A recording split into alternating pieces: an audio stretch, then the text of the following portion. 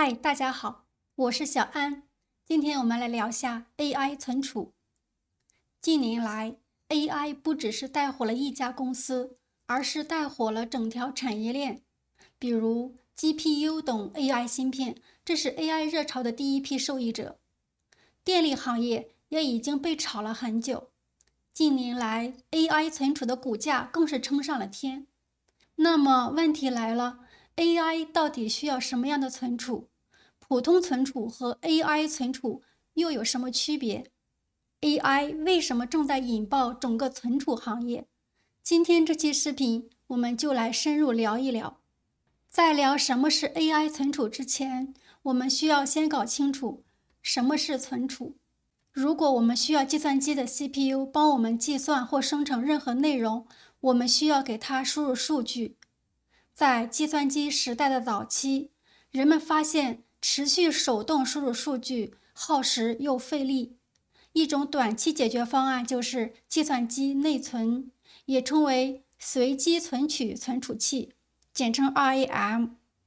但是，这种存储器的存储容量和内存保留时间是有限的。后来，计算机科学家在计算机内存方面不断取得进展，就有了动态 RAM 和同步动态 RAM， 但仍然受到成本、空间和内存保留时间的限制。计算机断电时，RAM 保留数据的能力就会消失。如今，人们将数据存储到设备上，即使计算机断电，数据也会得以保留。用户无需手动向计算机输入数据，而是可以指示计算机从存储设备中提取数据。数据存储设备主要分为两大类，一种是直连式存储，一种是基于网络的存储。直连式存储顾名思义，就是可以直接连接到访问它的计算机，不仅用于日常存储，也用于日常本地备份。这种存储设备包括软盘、光盘以及硬盘驱动器、闪存驱动器和固态硬盘。基于网络的存储支持多个计算机同时通过网络进行访问或共享数据。这类存储不再直接插在单台电脑上，而是像一个公共仓库，比如企业办公室常用的网络直连存储。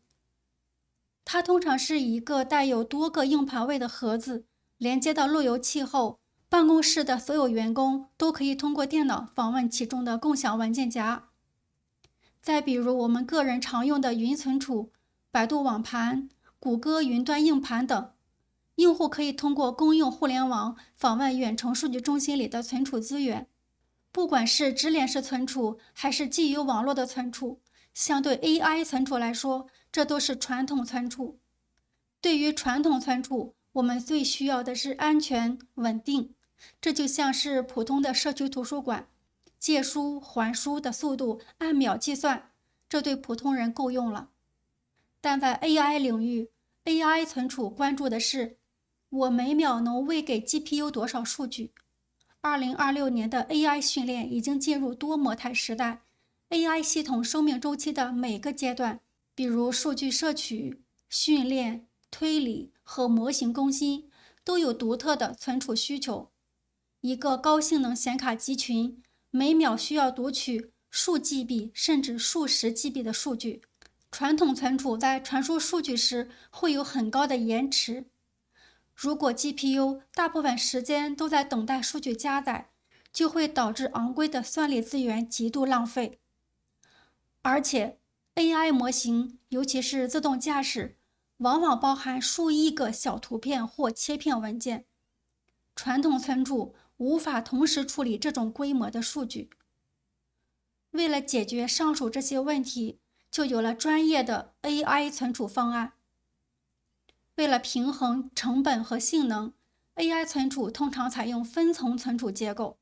最快层，也就是频繁访问的数据，存储在高速缓存和闪存上。最具代表的是 HBM， 也是高带宽内存。传统的内存是像插排一样插在主板上的，离 CPU 或 GPU 有一段距离。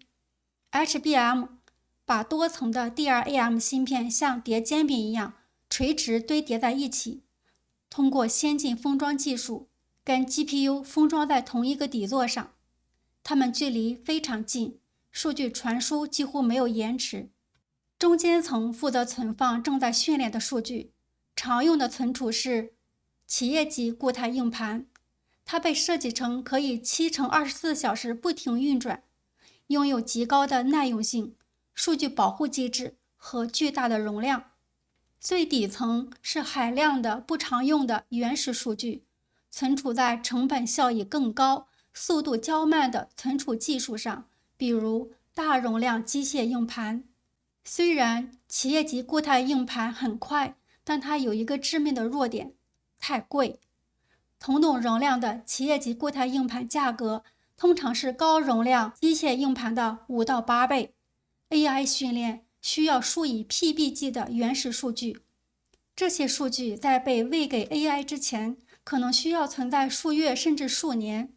因此，企业级固态硬盘负责算，大容量机械硬盘负责存，是目前最经济的配比。那现在是哪些企业在分这3层蛋糕呢？先看最上层，垄断了最核心的 HBM 和内存芯片的3巨头 ：SK 海力士、三星和美光。SK 海力士目前是 HBM 领域的王者，英伟达的首选。三星产能最大，正在全力追赶 HBM 技术。美光是美国本土存储龙头，是美国芯片与科学法案的核心受益者。在 AI 存储中间层，企业级固态硬盘领域有5大巨头，垄断了全球绝大部分的市场份额。首先是三星，长期占据全球企业级固态硬盘市场份额第1。排名第2的是 SK 海力士，特别是在收购了英特尔的 NAND 业务并成立 Solidigm 后，在超大容量固态硬盘领域极具统治力。另外还有美光，前身为东芝存储的凯霞，以及传统存储巨头西部数据。在 AI 存储的最底层，大容量机械硬盘市场已经高度浓缩，基本由3巨头垄断。首先是西部数据，市场份额约为 42%。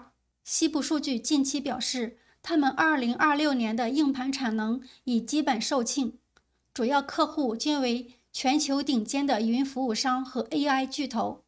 西部数据是一家2条腿走路的公司，它既有固态硬盘，也有大容量机械硬盘。排名第2的是希捷，市场份额约占 41%， 他们的订单也已经排到2027年。第3名是东芝，市场份额约占 15%到 20%。AI 存储快，不仅仅是因为那3层存储，还有相关的服务器配套以及运送数据的非易失性内存主机控制器接口协议，简称 NVMe 协议。过去用的 SATA 协议是为旋转的机械硬盘设计的，机械硬盘像马车，速度慢，所以路修的窄点也没关系。现在的 NVMe 协议是专门为闪存设计的，它规定了数据应该如何打包、如何排队、如何发送。它能让固态硬盘的读写速度彻底爆发，这正是 AI 训练所需要的。NVMe 本身是规则，规则就需要有人去执行，这就是控制芯片的作用。在每一块 NVMe 固态硬盘上都有一颗大脑，叫固态硬盘主控芯片，它负责指挥数据，哪些数据进闪存，哪些数据传给 CPU。高端 NVMe 控制芯片市场里，既有美满电子和汇荣科技这种专门卖控制芯片的玩家，也有全能型的存储巨头，比如三星、SK 海力士、美光，他们有自己的闪存工厂。他们的主控芯片通常是自研且自用，不对外销售。讲到这里，不得不提一嘴目前业内比较火的互联协议 CXL。希望这些专有名词不会把大家搞晕。CXL 的作用是可以直接把硬盘变成内存。CPU 可以跳过繁琐的操作系统指令，像读内存条一样，直接读取硬盘里的数据。现在的高端企业级硬盘是多用的，既可以存大数据，也可以当内存用。这场变革的最大受益者是控制芯片，它不仅要懂怎么存数据，还要懂怎么管理内存一致性，甚至要懂怎么在内存里跑 AI 算法。现在我们把视线从固态硬盘挪开，把视角放大到整台服务器，甚至整个数据中心。在 AI 时代，大量的数据需要不停地在各个组件之间串门，从固态硬盘到 CPU 或 GPU， 从 GPU A 到 GPU B， 从服务器1到服务器2等等。这就需要用到交换芯片。如果把存储设备比作粮仓， CPU 比作工厂，那么交换芯片就可以看作是连接它们的高速立交桥。交换芯片又分为两种，一种是作用在服务器内部的，叫 PCIe 交换芯片；一种是作用在不同服务器之间的，叫做以太网交换芯片。这两种最核心的玩家都是博通，占了约 80% 的市场份额。美满电子目前居第2位，英伟达在以太网市场是博通最头疼的竞争对手。它不只卖交换芯片，而且卖整套方案，目的是把所有买它显卡的人都锁在自己的网络生态里。总结我们前面讲的 AI 存储，就如这个示意图所示，最快层是 HBM， 距离大脑最近，核心玩家是海力士、三星和美光。中间层是企业级固态硬盘 SSD， 核心玩家是三星、海力士、美光、凯霞、西部数据。美满电子主导了其中的控制芯片市场。在最底层是大容量机械硬盘 HDD， 核心玩家是希捷、西部数据。连接不同层级以及算力大脑的交换芯片，核心玩家是博通。讲到这里，你可能觉得 AI 存储已经讲完了，其实还缺了一块，补充上这一块，整个 AI 存储的版图才算完整。这一块就是边缘 AI 存储。在上一期讲英特尔的时候，我们也讲过，2026年是 AI 电脑和 AI 手机的爆发年。当 AI 离开数据中心，进入到我们的手机、电脑甚至汽车时，就是边缘 AI 的战场了。手机和电脑的内部空间极小，电池有限，它不需要机械硬盘的大，也不需要 HBM 的贵，它需要的是极速、省电、微型。为了让手机跑得动 AI， 内存要大，带宽要翻倍，才能解决从硬盘加载大模型到内存时的卡顿感。普通的个人电脑可能只要 512GB 硬盘，但对 AI 电脑来说， 1TB 或 2TB 将成为主流标配。那是谁在收割边缘 AI 的红利呢？在 AI 手机和嵌入式领域，主控芯片决定了存储的读写效率。汇荣科技在移动端主控市场的份额占据绝对领先地位。它最大的红利在于像三星、SK 海力士这样的原厂将资源抽调去搞 HBM， 从而放弃了中低端以及部分移动端主控芯片的研发，这给了汇荣科技巨大的市场空档。另外，群振电子在高端 AI 电脑的主控领域极具竞争力。在边缘侧， AI 手机要求的 16GB 甚至 24GB 这样的高内存以及高速闪存几乎被3家垄断，分别是三星、SK 海力士和美光。在过去，我们把存储当成服务器的附属品，但在2026年，存储已经成了 AI 的核心资产。只要人类还在生产数据，只要 AI 还需要温故而知新，存储行业这个爆发周期就会持续。以前我们觉得 AI 是无国界的云，但现在每个国家都想拥有自己的数字大脑，在自己的国土上运行自己的 AI 模型。数据出海受到了极严格的限制。数据中心被视为一种战略资源，这意味着人们对 AI 存储的需求将持续暴增。